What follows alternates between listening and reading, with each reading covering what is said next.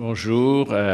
First, this will be a French-speaking session. Just a few words in English to thank very much the THS organization team and the charismatic team of Jean-Pierre and Arkaitz, who do a fantastic job to bring so many good people here. And of course, after the strong, passionate session we just heard, this would be a more technical one, but I'm sure that it will end with some heat too. Donc, je vais parler en français et je voulais à nouveau remercier l'organisation de THS qui porte toujours le programme au maximum et aussi dire que j'ai une reconnaissance à Bob Schaefer et Mary Jean qui m'ont accueilli il y a pas mal d'années quand j'ai débarqué aux États-Unis avec ma valise.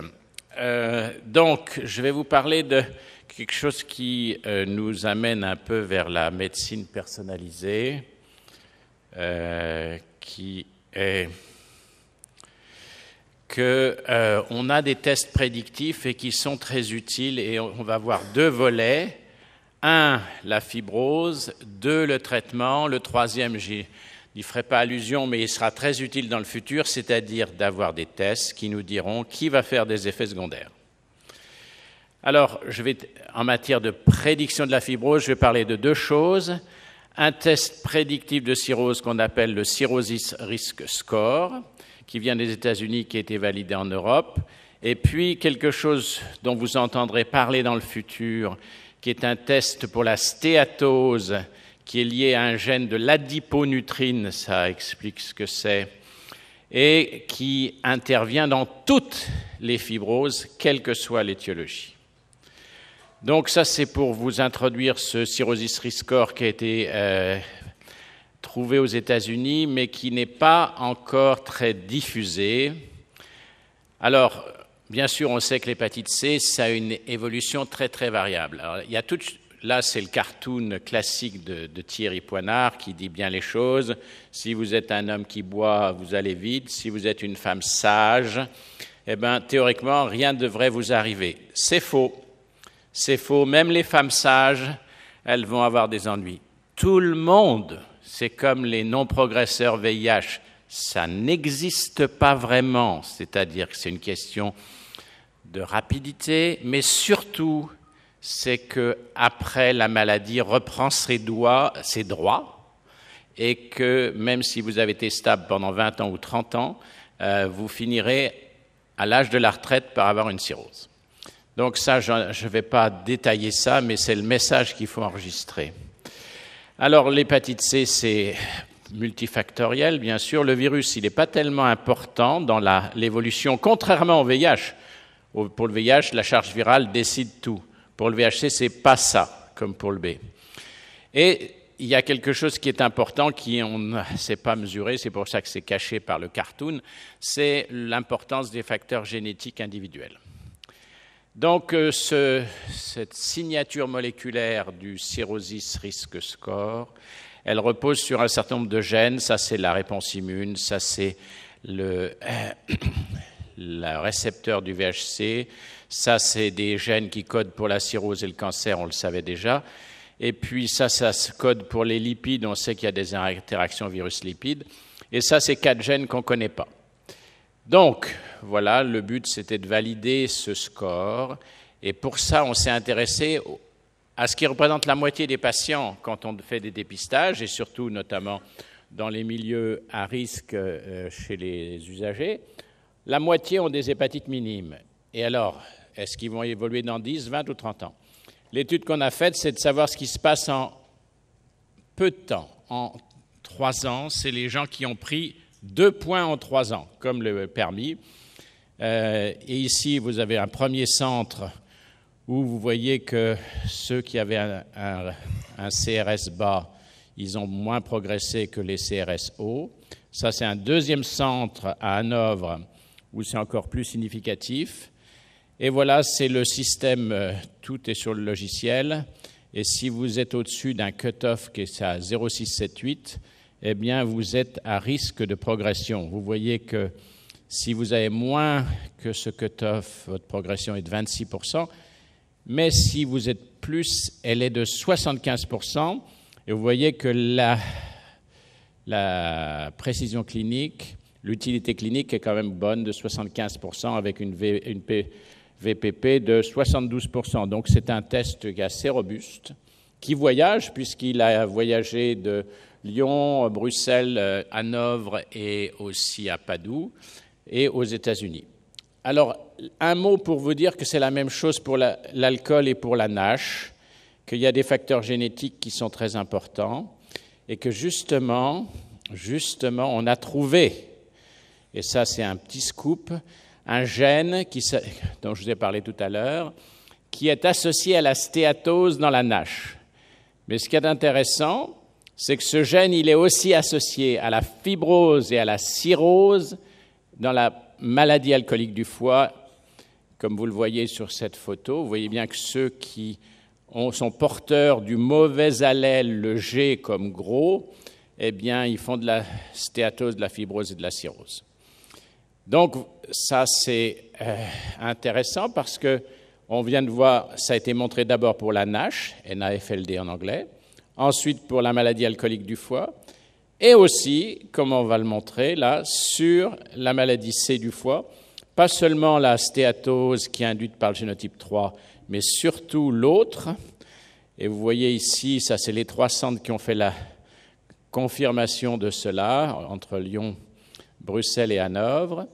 Et vous voyez ici que vous avez en rouge là des facteurs de risque, des odds ratios qui sont significatifs pour montrer que ce gène intervient aussi dans la maladie C. Donc il intervient dans toutes les fibroses, quelle que soit l'étiologie. Et en fait, on peut simplifier les choses comme ça. Si maintenant on fait une évaluation de la fibrose avec à Bordeaux toutes les méthodes qu'il faut, on a tous fait comme Bordeaux. Et puis ensuite, eh bien, de deux choses l'une, ou bien vous êtes F2, F4 par un de ces tests, invasifs ou pas, et vous allez tout de suite au traitement. Ou bien vous êtes minime, soi-disant. Et là, eh bien, les tests génétiques vous diront si vous pouvez attendre 3-4 ans des meilleurs traitements, ou s'il faut quand même aller au traitement. Et ça, c'est important, par exemple, pour les usagers qui ne sont pas stabilisés, parce que ceux qui ne sont pas stabilisés, il faut les stabiliser, bien entendu. Mais même ceux qui sont mal stabilisés, s'ils sont très fibrogènes, il faudrait mieux s'en occuper de près. Alors, je vais vous parler du grand scoop, parce que ça, c'est des petits scoops, mais le grand scoop, c'est l'IL-28. Donc, ça, c'est sur le chromosome 19. Ça code pour l'interféron lambda. Et vous voyez que si vous êtes en orange, eh bien, ça recoupe la prédiction des susceptibilités ethniques. Ça, c'est le bon gène. On revoit ici, si vous êtes africain, vous avez moins de chances que si vous êtes hispanique. C'est les latinos des US, c'est pas tout à fait la même chose que la Catalogne et l'Espagne. Et puis, si vous êtes plutôt asiatique, eh bien là, c'est là que vous avez le plus de chances de répondre au traitement. Interféron basé. Ça, c'est pour montrer que ça recoupe le CC, c'est le bon couple d'allèles. Ça recoupe très bien la RVR. Et vous voyez que même si vous avez finalement... D'habitude, j'adore jouer avec les flèches, mais là, je n'ai pas bien de chance, ça ne marche plus bien, à moins que ce soit dans ce sens-là. Non. Donc, vous voyez bien que si vous avez à droite, dans le camembert de droite, si vous avez pas de RVR, mais que vous êtes orangé, donc vous avez les bons allèles, vous avez quand même une chance sur 3 de guérir. Donc ça, c'est pas bon. Non, ça, je me suis changé de côté avec ça. Bon, l'importance de ça, elle se retrouve même dans les trithérapies. Et vous voyez que ça, c'est l'importance de l'IL-28 dans les trithérapies. Et vous voyez en bas que ce qui compte le plus, c'est d'avoir les bons allèles. C'est plus important que la charge virale et d'autres choses. Cet IL-28B, bien, ce n'est pas seulement la réponse, c'est même l'évolution naturelle et le cancer. Mais on peut encore faire mieux que l'IL-28. Il y a des choses qui affinent encore la prédiction de l'IL-28. Je vais vous parler de deux choses, d'une protéine qu'on appelle l'IP10, qui est associée à la non-réponse à l'interféron. Vous voyez que si vous avez une IP10 basse, c'est à droite, ben vous avez une réponse qui est élevée. Si vous avez une IP10 haute, ça veut dire que votre système interféron est hyperactivé en permanence, c'est-à-dire que vous patinez, c'est-à-dire que vous ne répondez pas.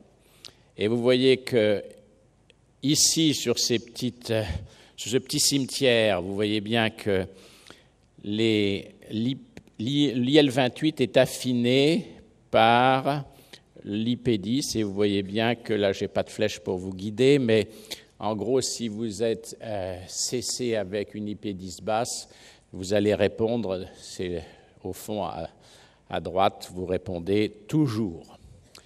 Alors, on peut aller encore plus loin, et ça, c'est quelque chose qu'on doit à un chercheur de notre labo, c'est des anticorps de guérison de l'hépatite C. Là, c'est quelque chose qui n'est pas connu, mais c'est un scoop que j'ai exprès pour THS. Les anticorps, je vois que Victor regarde à peu près. Donc, on a trouvé des anticorps de guérison de l'hépatite C qui prédisent la réponse. Alors, vous savez qu'effectivement, voilà, ces anticorps de guérison. D'habitude, quand vous avez les anticorps de diagnostic, c'est des anticorps qui signent l'infection. Nous, on a trouvé des anticorps qui ne signent pas l'infection, mais l'élimination de l'infection. Donc, je passe un peu sur ces choses-là. Je vais vous montrer ce que ça donne. Voilà, guérison spontanée. Les gens qui n'ont plus d'ARN, qu'on voit avec un ELISA positif sans ARN, ils ont tous des anticorps au maximum, des anticorps de guérison. C'est normal, ils sont guéris tout seuls. Alors maintenant, qu'est-ce qui se passe sous traitement? Eh bien, il se passe sous traitement que selon, vous avez les non-répondeurs, vous voyez, dans le petit encart en bas, je suis désolé de ne pas avoir de flèche, eh bien, ceux qui font des réponses complètes à M-1, M0 et surtout M1, c'est-à-dire au moment de la RVR, les anticorps sont là. C'est les anticorps de guérison qui font la RVR. Alors, vous n'êtes pas obligé de me croire, mais on présentera ça à la SLD et on l'a présenté à la FEF. Donc, on a quelque chose, et pour simplifier, c'est très performant. Très performant, ça a une activité clinique. Ah oui, c'est ici qu'il faut... Ah ben oui, d'accord. D'accord, merci. Bon, voilà, spécificité 100%, PPV presque 100%. C'est trop beau pour être vrai, donc on n'y croit pas vraiment, mais on est en train de le confirmer. Donc tout ça pour dire que, en conclusion, les tests génétiques, c'est du sérieux, c'est quelque chose qui permet de prédire la fibrose, utile pour l'indication, surtout chez les patients qui sont peu évolués et qui vous êtes en train de stabiliser de leur addiction. Et puis, il existe aussi des façons de prédire la réponse au traitement. L'IL-28B, ça vous savez tous ça par cœur. Il faut y ajouter l'IP10 et, en plus, les anticorps de guérison. Avec ça, on va pouvoir repêcher des gens même qui sont dans la difficulté, n'ont pas répondu à un premier traitement. Merci pour votre attention.